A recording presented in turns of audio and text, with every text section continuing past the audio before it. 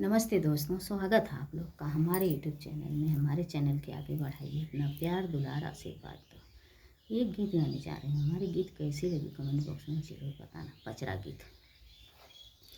गलियाँ की गलियाँ कान्हा बंसी बजावई हो कि के नाली है ना, हमारे डालरी के चूड़िया हो कि के नाली है ना, हमारे डालरी के चूड़िया हो कि के नाली है ना, अपने अपने अपने नगरिया से बोले शीतला मैया हो कि हमले बना, तोहरी डालरी के चूड़िया हो कि हमले बना, तोहरे डालरी के चूड़िया हो कि हमले बना। तू ही तहाऊ माई जन्म नीर धनिया हो कि के नदी है ना, हमारे चूड़िया के दमवा हो कि के नदी है ना, हमारे चूड़िया के दमवा हो कि के नदी है ना, हमारे चूड़िया के दमवा हो कि के नदी है ना। जवने सेवा खवा के माई हम कहबै हो कि उह दी है ना, हमारे चूड़िया के दमवा हो कि उह दी है ना।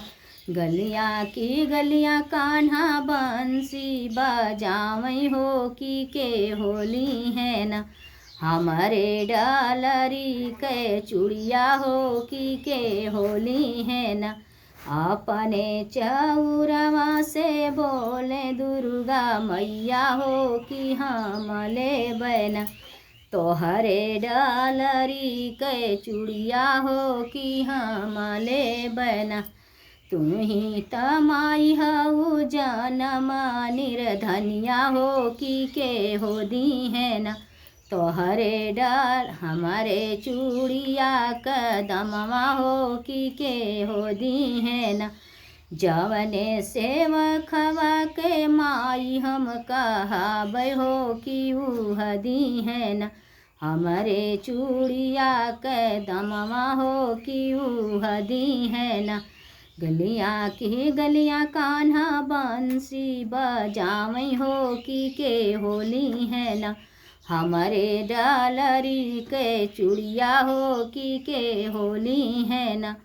अपने चौरवा से बोले सातो बहिनी हो कि हमले बना, तोहरे डालरी के चूड़िया हो कि हमले बना। तू ही तहाऊ माई जन्म नीर धनिया हो कि के हो दी है ना, हमारे चूड़िया के दमवा हो कि के हो दी है ना, हमारे चूड़िया के दमवा हो कि के हो दी है ना। जवने सेवखवा के माई हम कहबै हो कि उह दी है ना, हमारे चूड़िया के दमवा हो कि उह दी है ना, हमारे चूड़िया के दमवा हो कि उह दी है ना। गलियाँ की गलियाँ कान्हा बंसी बजावे हो कि के होली है ना, हमारे डालरी के चूड़िया हो कि के होली है ना।